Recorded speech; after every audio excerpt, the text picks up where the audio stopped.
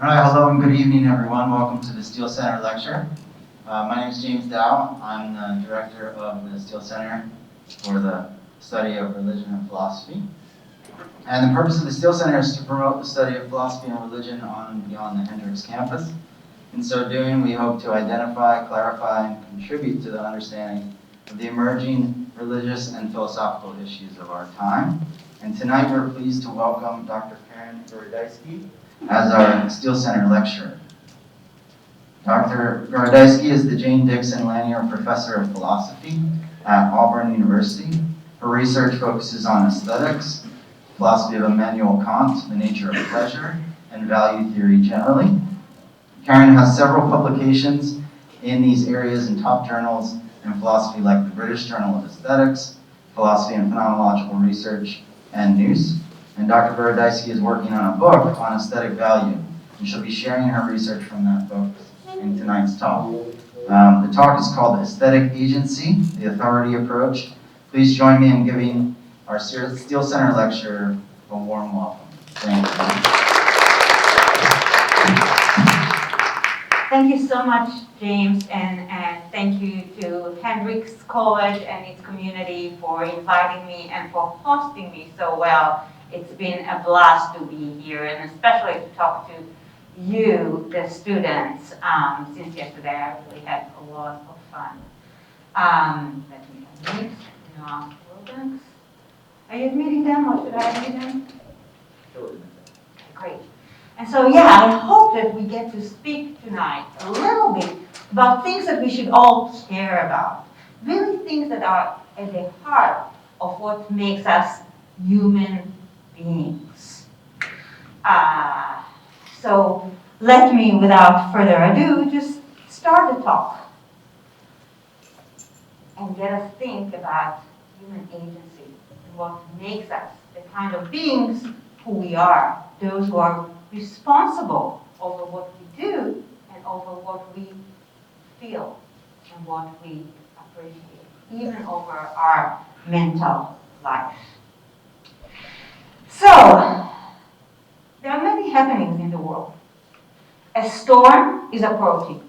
A live oak is falling only inches away from the parked gray Toyota. A spike protein snaps to another. The chickadee is singing its two-noted whistle. A barista is grinding the freshly roasted beans. A boy is hugging his friend. All these are happenings. Not all of these just happen. Some of them happen in a special way. We take them to happen due to agency. Thank you.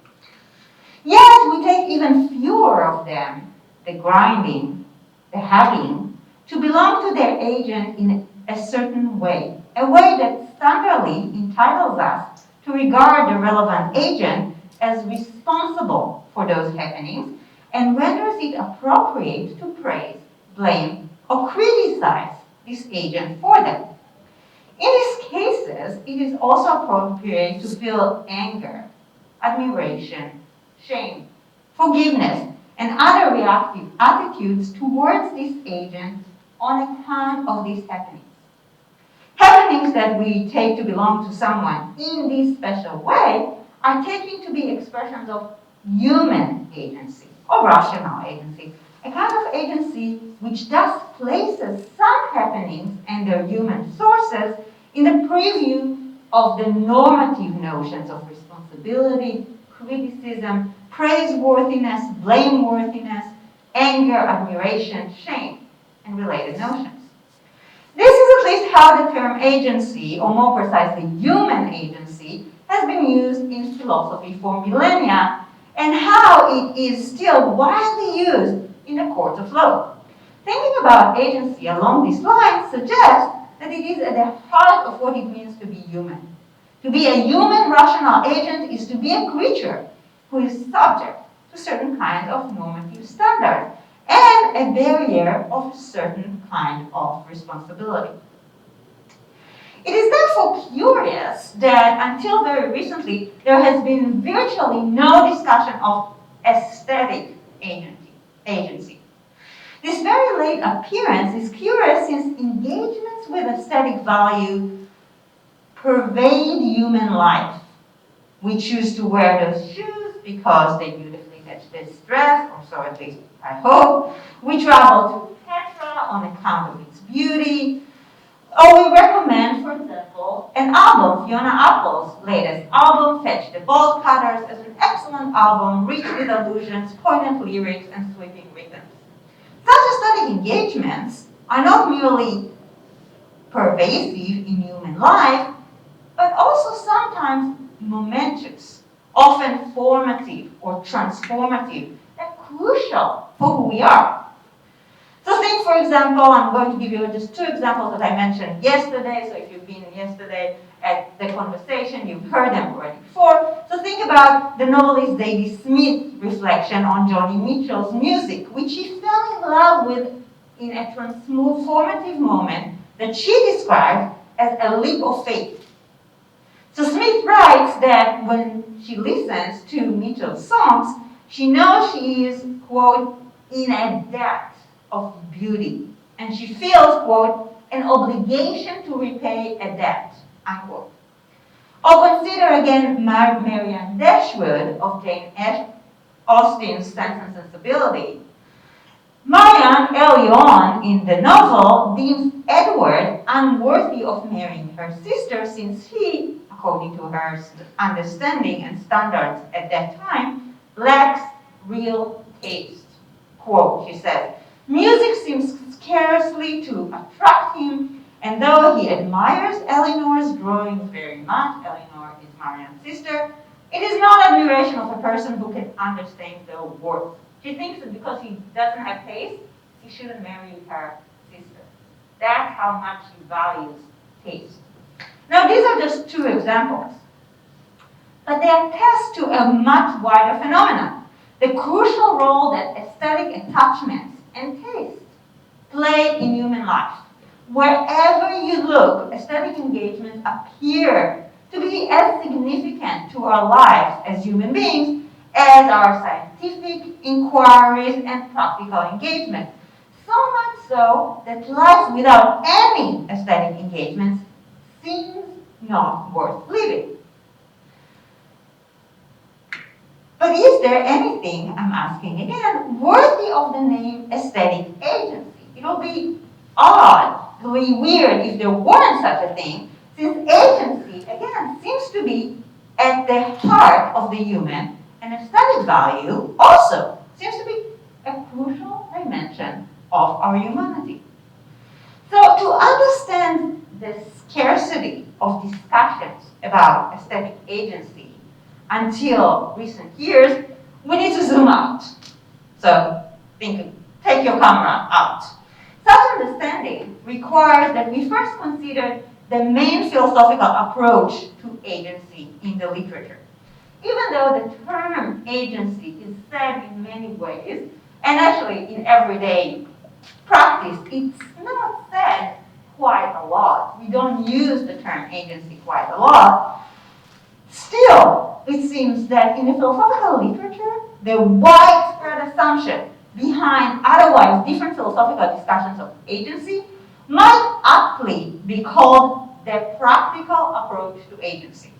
The philosophical literature on agency is characterized by this approach in widely identifying agency with the will, and more specifically, with the capacity for intentional actions.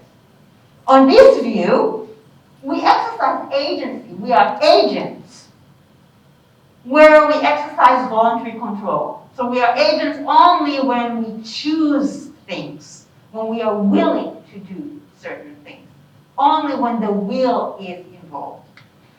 This identification, I think, likely explains why, until recently, there has been no discussion of aesthetic agency. For traditionally, aesthetics has focused on not on action, but on a different human capacity, the capacity for aesthetic appreciation. Nevertheless, I think, and I'm going to argue today, I'm going to try and convince you, that identifying agency only with the will the practical approach is really unfortunate. Why? Because it fails to do justice to the way that we are taken to exercise agency over much more than our voluntary attitudes. As I'm going to explain, I hope in the next 40 minutes, we ourselves standardly attribute beliefs, emotions, desires, and other attitudes, including aesthetic appreciation, to people's agency, even though these attitudes are not under our voluntary control. We don't choose to feel emotions. We often criticize ourselves and others, our fellow beings, when these attitudes, like beliefs and emotions and desires, are inept. And we take ourselves and others to be responsible for them. I'm going to give you some examples afterwards to try and illustrate it. The practical approach to agency that thinks that we are agents only when we choose or will to do things is unfaithful to this very wide phenomena that is at the heart of our lives with each other.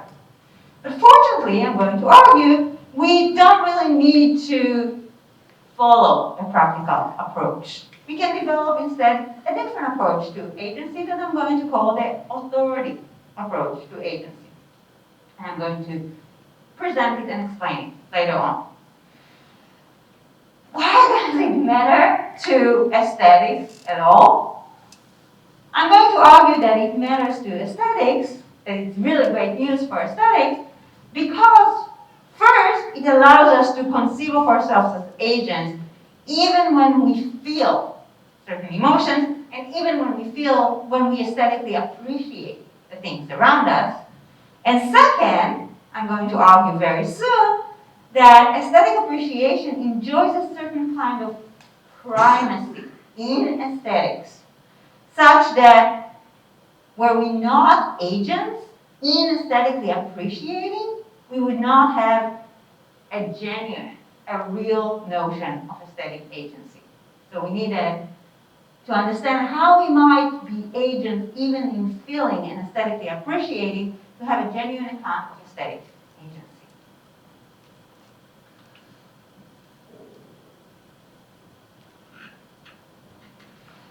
So again, it is only very recently that the notion of aesthetic agency has been explored in different contexts. Unfortunately, this has been done only from the point of view of the practical approach. And I'm going to give you only one such example. John Dick, who works with me in the same university as my colleague, argues for what he calls aesthetic evaluative agency. On his view, we exercise agency in aesthetic evaluation insofar as we can choose or decide upon one evaluation among many possible ones. So we are aesthetic agents, he says, because we choose how we evaluate. We choose to like the coffee or not to like it. We choose to go for the dark roast and not the light roast, for example. So according to him, we can and often exercise the will and have direct voluntary control over many of our aesthetic evaluations. And there are many other very valuable, very interesting new accounts of aesthetic agency. They are all valuable in many ways. They put some pressure, I think, on aesthetics and on the philosophy of agency in general. None of them, though, challenges the practical approach to agency that I mentioned before. They all just take for granted, they all just presuppose that agency is a matter of the will. But this presupposition, I think, first, is unfaithful to our actual practice. Again, the practice of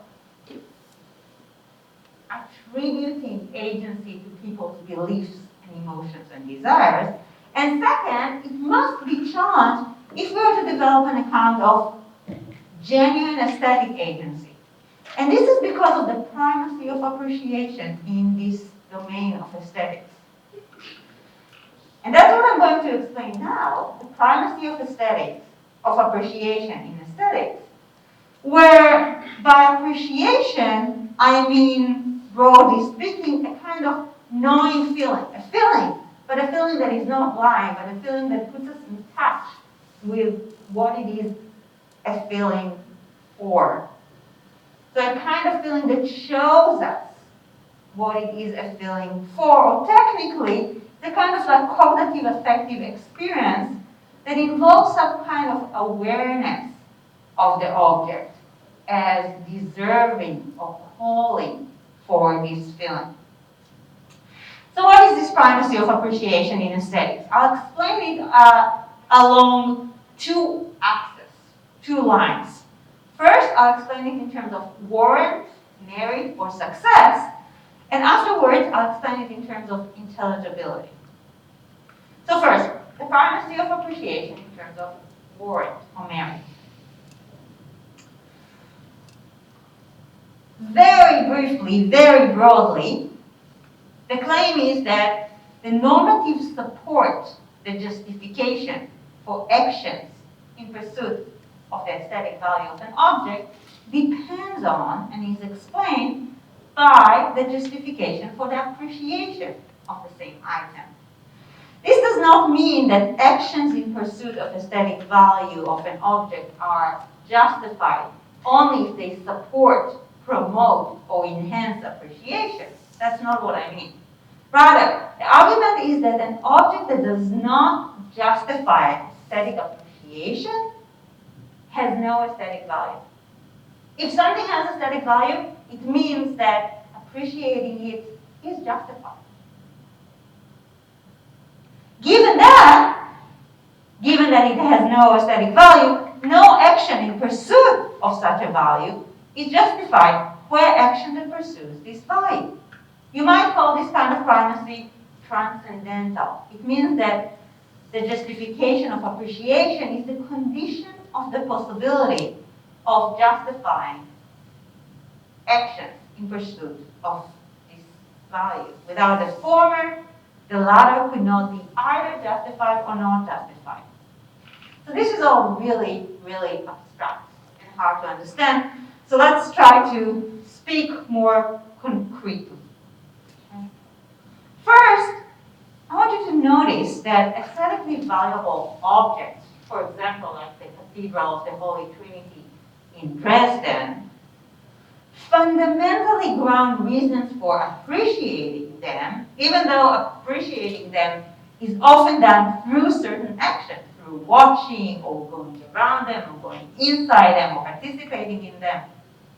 But they fundamentally ground reasons, they give us first reasons for appreciating them, and only derivatively, secondarily, they give us reasons to act on them, to pursue their value. In other words, actions in pursuit, in promotion of an object's aesthetic value are justified only insofar and because aesthetically appreciating this item is justified. Okay, so let's go to the concluded examples. Did anyone read Elena Ferrante's novels, the Napolitan novels, Four Quarters? No, there's an HBO series, The Brilliant Friend, which is based on the first novel. It's a really good series too. I would highly recommend both the novels and the series. So consider the novels for a second. Translating the four novels into English, because they are aesthetically excellent, translating them because they're really beautiful, is justified, namely the action of translating them is justified only if and because the facts that are taken to justify this action of translating them also justify aesthetic appreciation. Similarly, Thomas Bruncheek's of the High Museum in Atlanta recent conservation of this beautiful painting by Barbieri's Christ and the Samaritan Woman is justified as an act of conserving the painting on account of its beauty, only even because the facts that are taken to justify this action of conservation also justify aesthetically appreciating the painting. These examples support the primacy of appreciation in aesthetics insofar as they show how it is already presupposed in our concrete practices. We don't translate novels because they are beautiful if their beauty does not justify their appreciation. We don't think that there are reasons to appreciate it. We don't conserve paintings on account of their beauty if we don't think that their beauty actually justifies appreciating them. Yet the dependency of action on aesthetic appreciation is supported also by those kinds of weird statements. So consider those statements. Say I'm telling you that there are reasons to exhibit these 4 paintings, Julie Merithews paintings, Mogama, on account of their aesthetic value, but there are no reasons to aesthetically appreciate it. Telling you, oh yeah, you should exhibit them because they're really beautiful. But I'm telling you, but there's no reason to appreciate them. That sounds odd. That sounds weird. And all statements of this type are weird. Statements of the type, there are reasons, aesthetic reasons, to watch or to exhibit or to translate any kind of artwork on account of its aesthetic value, but there are no reasons to aesthetically appreciate it. These are all weird. Why are they weird? Well, I think that they are weird because of the logic of merit and responsiveness in this domain, in the domain of aesthetics. So perhaps they are odd because nothing short of appreciating an aesthetically valuable item counts as being fully responsive to the item's value. Nothing short of appreciating meets the standard of responsiveness to what the item's value merits. After all, it seems that nothing other than appreciation, for example, mere action devoid of appreciation, counts as being responsive to the object's aesthetic value, just as nothing other than respect, mere action devoid of respect, counts as being responsive to the value of a person, for a person. If you tell me, oh, I have to respect this person just because he is a person, as a person, this person deserves respect, but you don't respect the person. You just believe that he deserves respect. That's really odd, right? You fall short of something. You're not fully responsive to the person. The same with tragic heroes like Oedipus, right? Mere belief that Oedipus is a tragic hero, that his plight is really terrible, devoid of actually feeling pity for him, falls short of something. You're not fully responsive to his plight, right? You believe that he's pitiful, but you don't pity him? That's somehow or other, it's falling short. It's failing to be responsive to what he merits as a tragic hero, as someone with a terrible plight. So think about the ways that we respond to those who fail to appreciate, aesthetically appreciate what is to be appreciated, and to follow our aesthetic recommendations with anything short of appreciation. So merely acting on behalf of an object's aesthetic value without appreciating it also falls short of hitting the mark of success of aesthetic recommendation. It is a reason for disappointment. But appreciating an aesthetically valuable object with no separate action on its behalf is no reason for such disappointment. So, for example, I'll give you another recommendation. This great collection of short story of Lucia Berlin's. It's called A Manual of Painting Women. If, I recommend this collection to you, and you tell me, following my recommendation, that you read it, you spend some time thinking about the short stories, and you tell me, oh, I think you're right. I believe you. Yeah, it is a great collection of stories. But you also tell me, you say, oh, I must confess, right? You use the term and you tell me, I believe it's a great collection, but I didn't really like it. And you know what? I didn't even finish it. I didn't like it enough to finish it. I believe you it's great, but I didn't really like it. I didn't recommend it to anyone else. Namely, if you didn't appreciate it, if you just believe that it's great, but you did not experience the kind of experience that we call appreciation, that involves feeling, that involves liking, that involves finishing the whole novel, if that's your response to my recommendation, I would likely be disappointed, thinking that I failed to achieve my aim in recommending the short stories. What I really wanted you to do is not to just agree with me, not just tell me, oh, I believe you. I wanted you to share my love for the collection, right? I mean, I'll understand it if you didn't, but I'll think, oh, that wasn't, I didn't achieve my aim. I didn't manage it. I wanted us to share it. I wanted to share our love for the stories.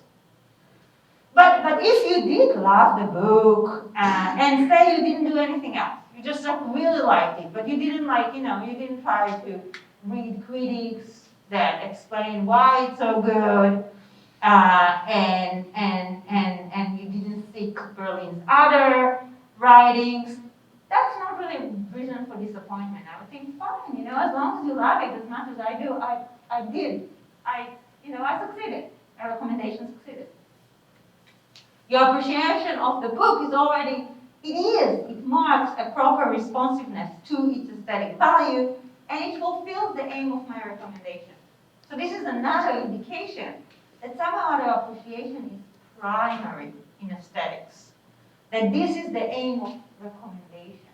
That we primarily aim to have people appreciate the same things that we do, to love the same things that we do, and not primarily to do certain things about them. And that doing certain things about them without appreciating them is sort of odd.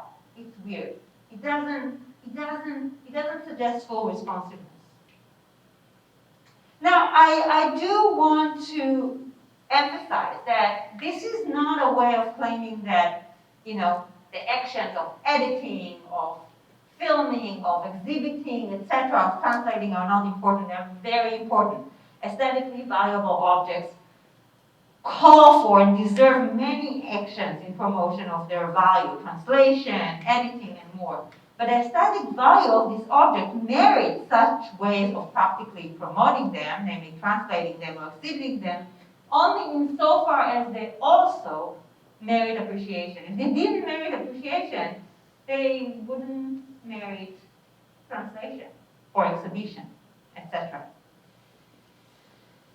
And this is what we see, this is what is manifested when we look at our practices of aesthetic recommendations, of criticism, of how we talk to each other. And it's also manifested in this weirdness of the statements that I mentioned.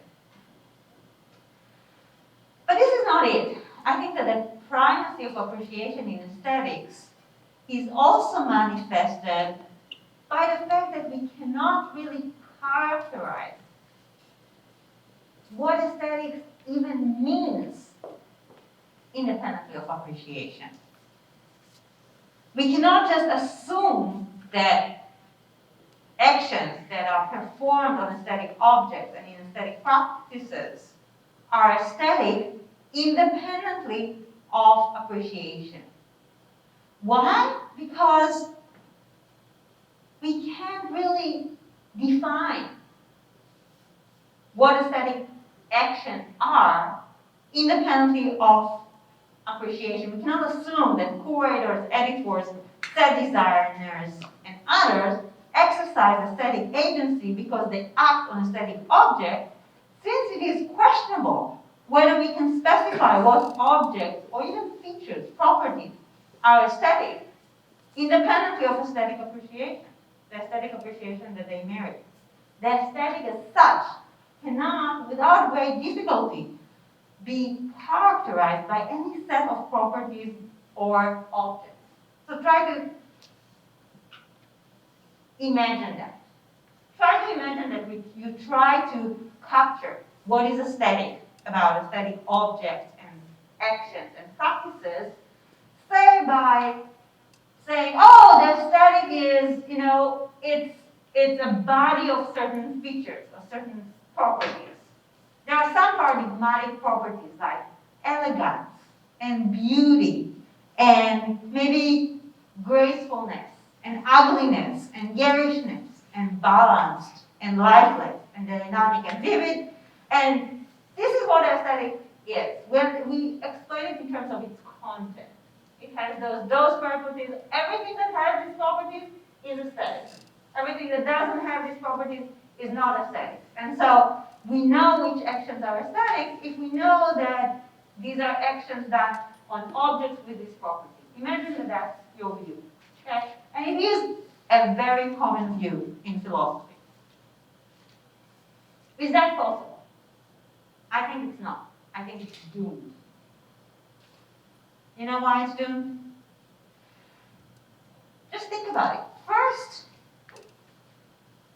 many of these properties could be used non-aesthetically, right? I can say that the interaction of second graders in class today was really dynamic.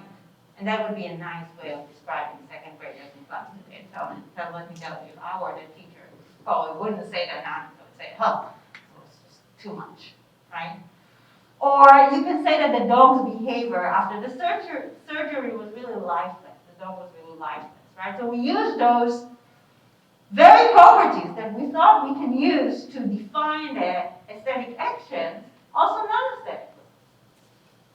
So those properties, no matter how paradigmatic they are, they don't capture what's aesthetic about aesthetic actions or aesthetic value. We can even use other properties to describe something as aesthetic, right? We can say that performance was really intense in order to say that it was aesthetically valuable, it was aesthetically great. And that was not part of our list, right? So we can't just assume that we know the content of what's aesthetic and we can know what aesthetic actions are just by this list. And notice also that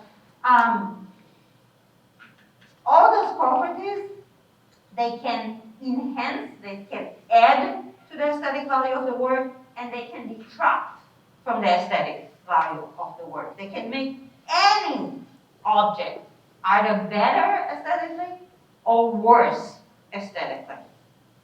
And so we cannot really use them to distinguish positive from negative aesthetic evaluation, or to understand what aesthetic value is. And finally, characterizing the aesthetic by this limited set of properties makes it extremely hard to accommodate the great variety of objects of aesthetic value and the great variety of properties that realize this value. So think about it. Briskness and sharpness and even painfulness and boringness, they could be important aesthetic values, right? They can be important aesthetic properties that enhance the overall value of a work, right? Tragedy could be better because it's really painful or disturbing.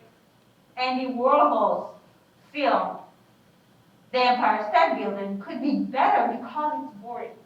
And so if you try to understand aesthetic value in that way, it's extremely hard, if not impossible. So you cannot just assume that we know what we're talking about when we talk about aesthetic actions, as if aesthetic actions are aesthetic because they are actions done on objects with those particular properties. But we can characterize the aesthetic as that which deserves or merits or calls for a particular kind of appreciation. So in this view, anything that is aesthetic, objects and properties are aesthetic insofar as they primarily deserve to be appreciated. Insofar as they primarily deserve this kind of feeling and knowing experience. And then aesthetic actions and aesthetic practices are those that are performed or centered around those objects and properties that merit appreciation. Of course, we'll need to give an account of the distinctive nature of aesthetic appreciation, but that has been done, and I've done it elsewhere. And so I think that is possible. And this is another way in which appreciation is prior. You need appreciation in order to get an idea of what aesthetic is. You can't just assume that you know what aesthetic actions are. And so this essential role of appreciation in characterizing anything that counts as aesthetic shows the derivative nature of actions and the primacy of appreciation in aesthetics. And since actions depend on appreciation in these ways, we can have genuine aesthetic agency only if we exercise agency in acts of a capacity that is different from the will. Only if we can exercise agency in the capacity for appreciation. Without an account of agency exercised in appreciation, we lack any account of genuine aesthetic agency. At best, we would have an account of practical agency exercised upon a certain set of objects and in certain practices, but we saw that it is implausible to get a grip on what makes objects and actions and practices aesthetic independently of the appreciation that they merit or deserve. And so we need a different approach from the practical approach to agency in order to grasp what genuine aesthetic agency is. I want to flag, before I move back to think about agency in general, that I don't mean to undermine the importance of actions in aesthetics. So to say that appreciation is primary is not to say that it's exclusive. So what I'm suggesting does not undermine the significance of aesthetic actions. The aesthetic would be really unthinkable without artists and acts of artistic creation and actions of curators and editors and landscapers and set designers and many others. What I'm saying rather is that we shouldn't undermine those, but we should understand that we can understand those actions and why we care about them only if we understand that aesthetic objects merit appreciation. That will give us a better way to understand what aesthetic agency actually is. But if the practical approach is right, if it's right that we are agents only insofar as we choose and as we will, then we can understand how we are agents when we aesthetically appreciate the word, because appreciation is a little bit like emotion. It's a kind of feeling. It's not something we choose to do. It's not an exercise of the will. So are we at an impasse? Are we stuck? I think we are not stuck because I think that the practical approach to agency in general is problematic. Okay? It's not faithful to our practice with each other. So why do so many people, so many philosophers identify agency with intentional action, with the will? Maybe this wide identification, the practical approach, is grounded in the thought that agency is required for a very special kind of responsibility, the kind of responsibility that goes with rational assessment. Maybe the thought is that one can be assessed, can be evaluated for an appropriate or inappropriate, merited or unmerited attitude, and can be responsible for this attitude if and only if this attitude is an exercise of rational agency. This seems right to me. And I want to draw your attention to see that attitudes, approaches, experiences can be legitimately criticized or praised along these lines only if they are sensitive to consideration of what is appropriate or called for.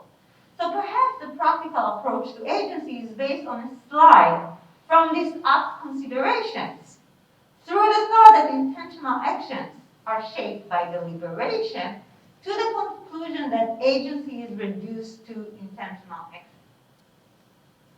But this is invalid. You know why it is invalid? It's invalid, it's a slide. It's not a good reasoning. Why? Because there are many human attitudes and experiences over and above our intentional actions that are also sensitive to such considerations about what is appropriate and what's inappropriate. And they include certain kind of evaluations. So for example, we do, all of us, all the time, we assess people and we respond to them reactively and we hold them responsible for many non-voluntary attitudes. But identifying agents with voluntary control excludes this important dimension of our life with each other and an important dimension of this responsibility from our life. After all, think about it. We do all the time. We can and we do assess and criticize, for example, the man who believes that homosexuality is a sin. We do assess this belief, even though it's a belief, it's not an intentional action. We assess it and we take this person to be responsible for this false belief. And we require that he would change it. No less than we take people to be responsible for their actions. At the same time, we view, for example, Michael, your uncle, as responsible for feeling contempt against all people of color. Right? We can criticize Michael for that false emotions, for these inapt emotions. And we can blame him for them.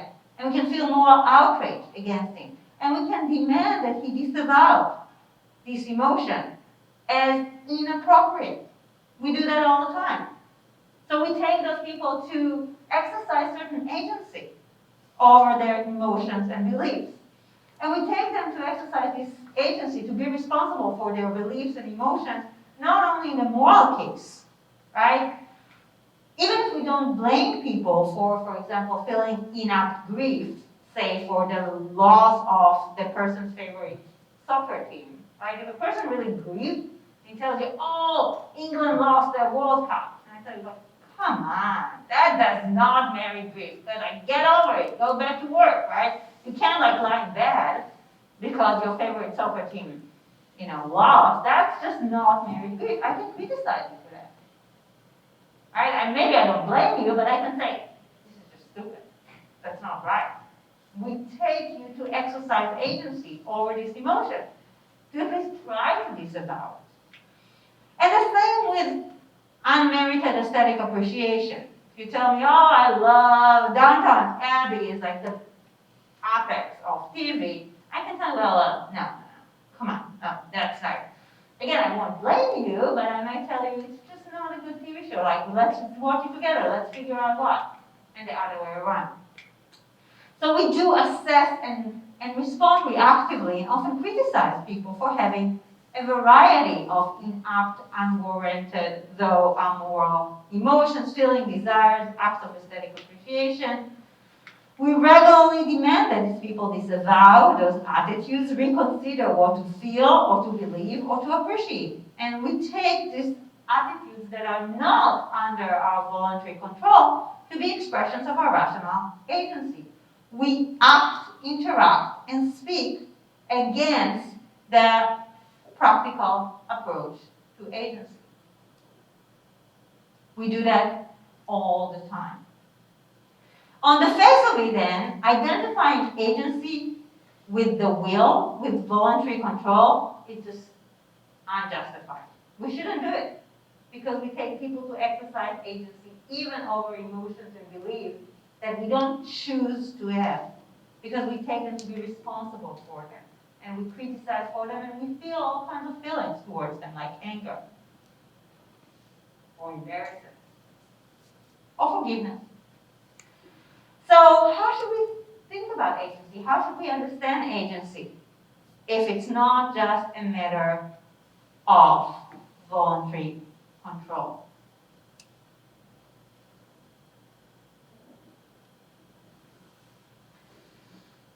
So here's an alternative way of thinking about agency. I call it the authority approach to agency. So on this view, an attitude or an experience is an exercise of agency, not insofar as it is chosen or formed at will, but rather insofar as it is formed, as it is constituted by a certain kind of consciousness, by consciousness of itself as appropriate.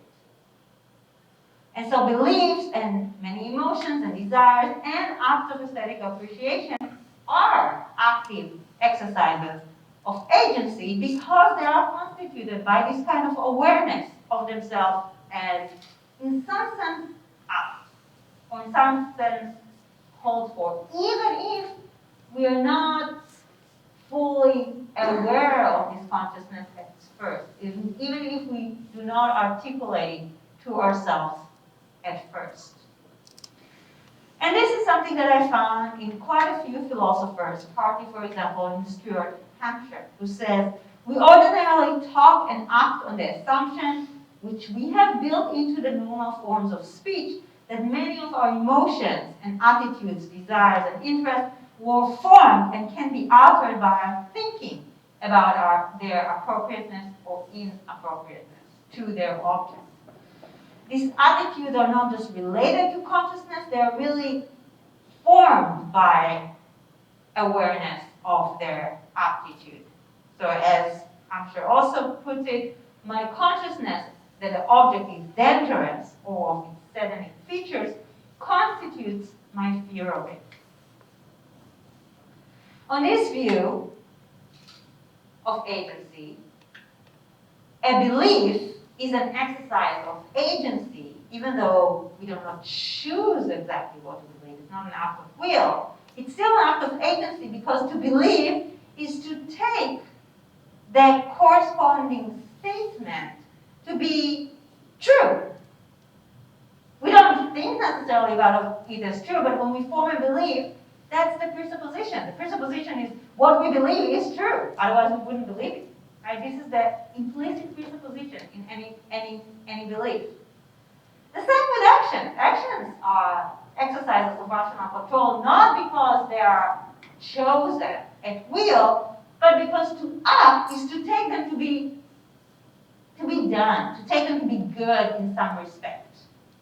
Implicitly, what we do, we take to have a point, to be a means for another action, or to be worthy in some minimal way. The same with emotions and acts of aesthetic appreciation. On this view, emotions and acts of aesthetic appreciation are exercises of agency because to have them is to take the objects to be felt or to be appreciated.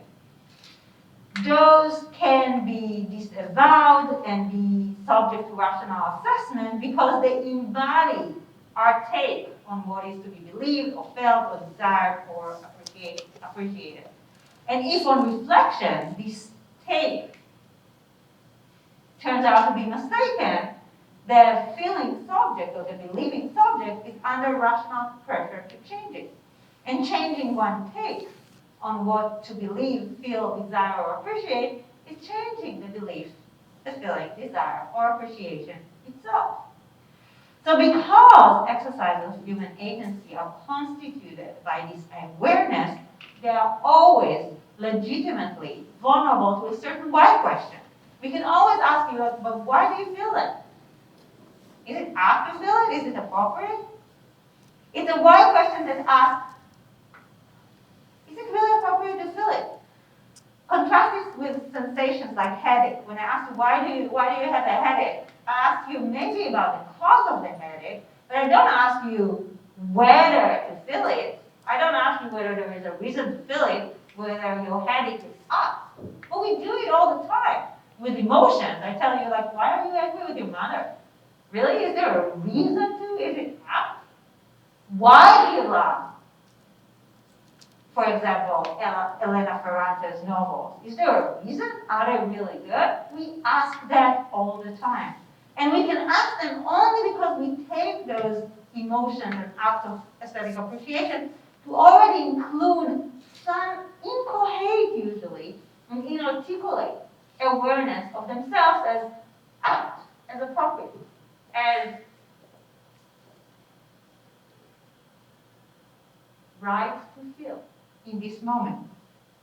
Now, this is not to deny that emotions and desires and acts of aesthetic appreciation are also receptive. We cannot just decide to feel them. I don't want to deny that. Still, what I deny is that this kind of receptivity, the fact that they are not chosen at will, does not exclude them from being exercises of rational agency for which we can be responsible, about which we could be criticized. So the authority Kant, this kind of receptivity of the emotions and acts of aesthetic appreciation goes hand in hand with, it's compatible with rational agency. Feeling, desiring, and aesthetically appreciating are just the way through which we human beings, we're not like angels, we're human beings with feelings and desires. The way that we human beings exercise our rational agency. And this alternative helps us to recognize that we may be aesthetic agency not simply in having action-producing roles, but even in aesthetic appreciating, when we aesthetically appreciate. Our acts of aesthetic appreciation are themselves somehow or other involve an awareness, even if incoherent and inarticulate at first, but an awareness of their object as deserving appreciation and of themselves as apt. And so aesthetic appreciation is also a stance on the question, what is to be appreciated? Just as belief is a stance on the question, what is to be done? It's for this reason that aesthetic appreciation is an exercise of human rational agency. And this is great news for aesthetics because of we've seen before, appreciation enjoys a certain kind of primacy in aesthetics. And so if we are to find a meaningful, genuine notion of aesthetic agency, it must be agency that we already exercise in appreciation. And that's what I'm suggesting if we follow the authority approach and not a practical approach. If we understand that we are agents not only in acting on objects in certain way. So just to conclude, I've argued that genuine aesthetic agency must be agency exercised in the very appreciation of objects. The practical approach to agency that reduces agency to willing does not allow us to have such appreciative aesthetic agency. But luckily, we don't need to accept the practical approach. There are very good reasons to reject it. What we say and do every day in response to each other's feelings and active aesthetic appreciations and beliefs show that a practical approach is false. That we take ourselves to be agents not only when we act, but also when we feel and believe and appreciate. And so, because we have such good reasons to reject it and replace it by the authority approach, we can be more faithful to our everyday practices with each other. On the authority approach, an attitude is an exercise of agency insofar as it is formed, as it involves a certain kind of awareness of what is appropriate. And so not only actions, but also beliefs, emotions, desires, and acts of aesthetic appreciation are exercise of agency.